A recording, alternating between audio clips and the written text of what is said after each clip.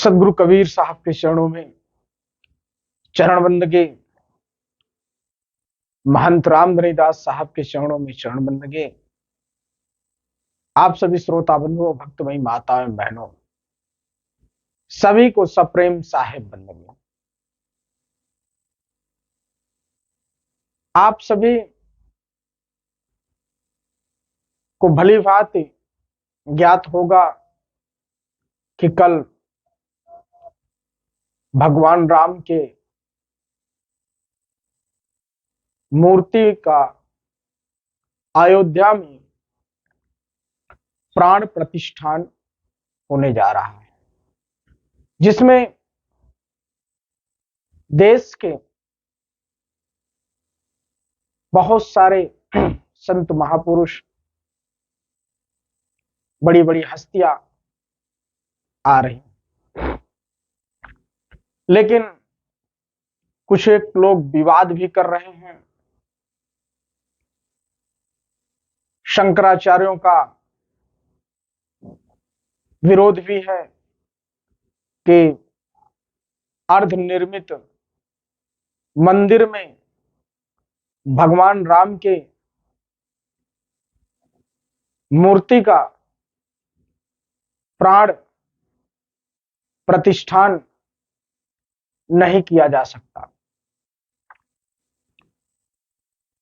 तो यह लगभग आज 10 दिनों से इसी विषय पे ओह पोह मचा हुआ है।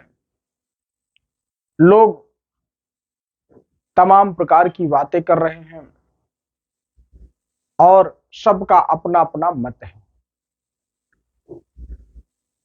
कहने का अभिप्राय यह है कि क्या इस प्रकार से जो भगवान राम के मंदिर का जो निर्माण हो रहा है, उस पर भी राजनीति करना उचित है, चाहे किसी पक्ष का व्यक्ति हो, क्योंकि यह बड़े हर्ष की बात है कि 500 वर्षों के बाद, इतने संघर्षों के बाद, कितनी आहुतियां देने के बाद आज यह शुभ दिन आया है कि भगवान राम के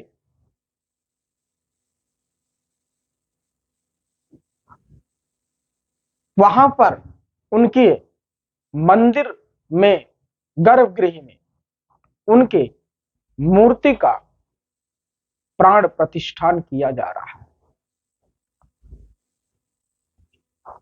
अब इनमें क्या आपसी विवाद है, क्या विचारधारा है, या तो मैं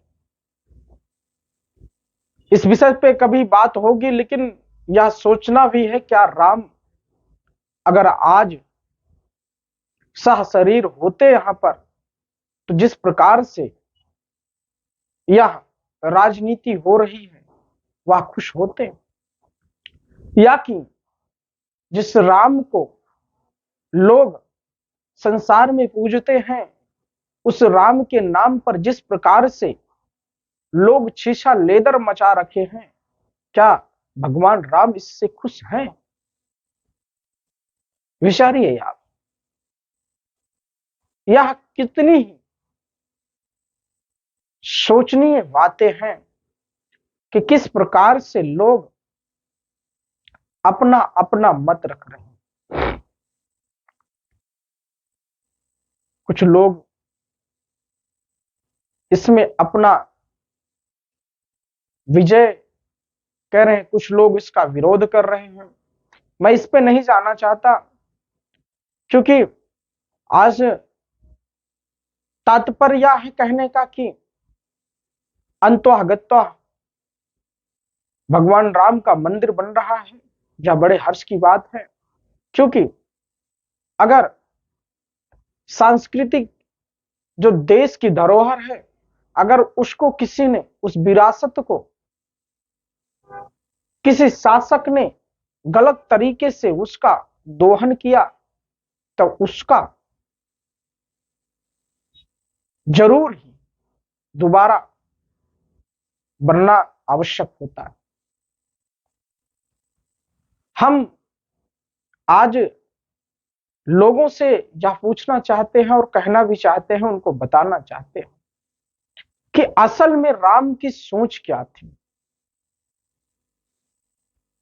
राम है क्या?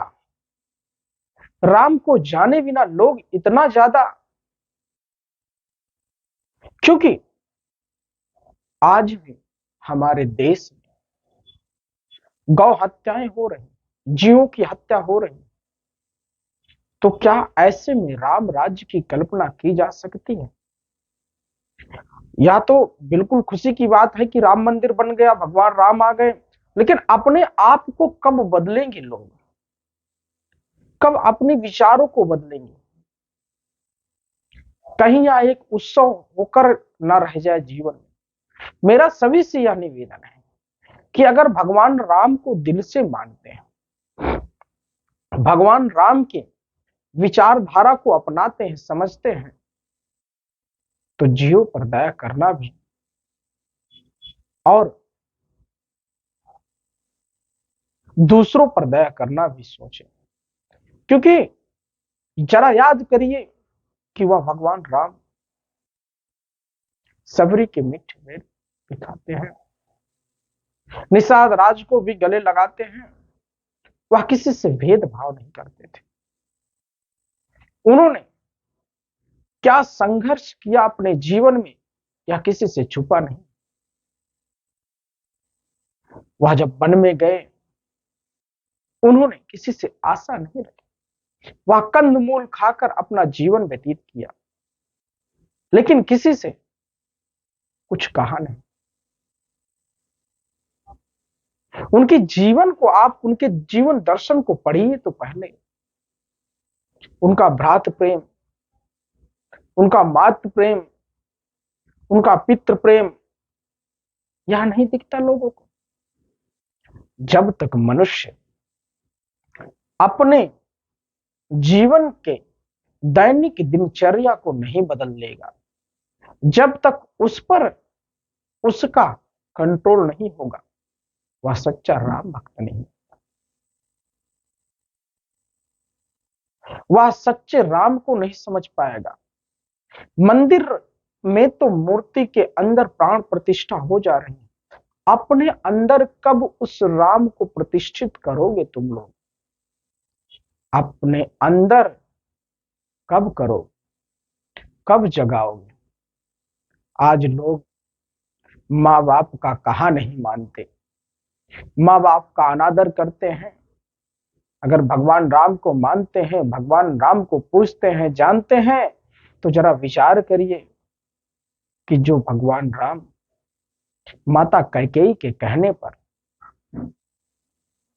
वनवास को चले जाते हैं और उनके चरणों में शीश नवाकर वह कभी एक लफ्ज पूछते तक भी नहीं कि माता जी ऐसा क्यों किया आपने। वह तो कहते हैं आपका आशीर्वाद है कि मुझे ऋषियों मुनियों का दर्शन प्राप्त होगा, सौभाग्य है मेरा कि मैं वन गमन कर रहा हूं। ऐसे राम को जाने बिना राम की पूजा करना भी बेकार है। लोग किसी की भावनाओं के साथ हम ठेस नहीं पहुंचा रहे हैं, उनकी भावनाओं के साथ हम खेलने की कोशिश नहीं कर रहे हैं। हम तो सिर्फ अपना यह विचार इसलिए बता रहे हैं कि लोग जिस प्रकार से, अभी यह सुनने में आया है कि जब प्राण प्रतिष्ठान होगा तो मीट मटन की दुकानें बंद होगी। मैं तो कहता हूं पूरे देश में बिल्कुल बंद हो जानी चाहिए। क्या जीव हत्या यह सही है? क्या यह राम राज्य की कल्पना इसी प्रकार होगी कि जीवों की हत्या होती रहे? क्या ऐसा राम राज्य चाहते हैं? सभी से प्रेम करने वाले, सभी को एक जैसा समझने वाले, सभी पर दया वर्षाने वाले उन राम के चरित्र को समझना आपका जरूरी है। सदगुरु कबीर साहब ने बार बार यह समझाया। सदगुरु कबीर साहब ने अपने बीजक में कितनी बार राम नाम का नाम लिया, कहा भी है। सदगुरु कबीर साहब के राम कौन थे? सदगुरु कबीर साहब कैसे राम की परिकल्पना करते थे? उन्होंने यह कहने का कार्य किया कि घट घट में राम है, सकल पसारा है, जगत से न्यारा है। क्यों? उनका विचार जो है ना, वह एक व्यक्तित्व झलकता है। उन्होंने कहा कि सब में राम को देखो। सदगुरु कबीर साहब कहते हैं कि हर जीव में राम को देखो, तब तुम प्रेम कर पाओगे। तुम बकरा काट डरते हो, तुम मुर्गी काट डालते हो, तुम शुगर काट के खाते हो, तुम्हारा जीवन कैसा है? जब तक यह तुम सोचोगे नहीं कि हर जीव में राम बसा हुआ है, हर जीव में राम का वास है, तब तक ऐसे ही पाप करते रहोगे। तो मंदिर जाना है, जाइए जरूर, दर्शन करिए, पूजन करिए, सब कुछ करिए, लेकिन पहले विचार करिए कि कब अपना जीवन शुद्ध करोगे, कब मांस मदिरों का सेवन बंद करोगे। क्योंकि राम इसलिए राम नहीं कहे गए क्योंकि उनका जीवन शुद्ध था, मर्यादा पुरुषोत्तम थे, इसलिए मर्यादा पुरुषोत्तम उनको कहा जाता है। रावण को राक्षस इसलिए कहा गया क्योंकि उसका जीवन सुरापान वाला था। कुंभकर्ण को देखो, उनके भाइयों को देखो, ज्ञानी ब्राह्मण था रावण, लेकिन उसकी दैनिक दिनचर्या क्या थी? राक्षसों जैसी। तो इस प्रकार से सेवन करने वाले व्यक्तियों को रावण कहा गया। तो स्वाभाविक है आप लोग रावण तो बनना चाहेंगे नहीं। अगर राम के भक्त हैं, राम को जानते हैं हम, तो राम की बात को भी मानोगे, राम को भी समझोगे और जानोगे, राम के आदर्शों पे चलने की कोशिश करोगे। जब तक राम के आदर्शों पर चलना नहीं सीखोगे, तब तक आप सच्चे राम भक्त नहीं हो सकते। उनकी विचारों पर चलना पहले आपको सीखना है। अपने परिवार, अपने माँ बाप का जब तक तुम सम्मान नहीं करोगे, उनसे प्रेम नहीं करोगे, उनसे स्नेह नहीं करोगे, तब तक उनके अंदर ईश्वर की झलक नहीं देखोगे। क्योंकि लोग क्या करते हैं कि मैंने तो अभी कुछ दिन पहले एक घटना सुनी कि पूरे जिस माँ बाप ने 18 साल से 20 साल तक उसको पाला नाजों से, उस माँ बाप के एक लड़के ने इसलिए हत्या कर दी, किसी लड़की से उसका प्रेम हो गया था। तो क्या इतना प्रेम अंधा होता है? अरे तुम उस प्रेम के अंधे में क्यों नहीं रहे जिससे तुम्हारे माँ बाप ने 18 साल तक प्रेम किया, और तुम सिर्फ चंद महीनों के प्रेम के लिए अपने माँ बाप की हत्या कर देते हो, और फिर आप कहते हो राम,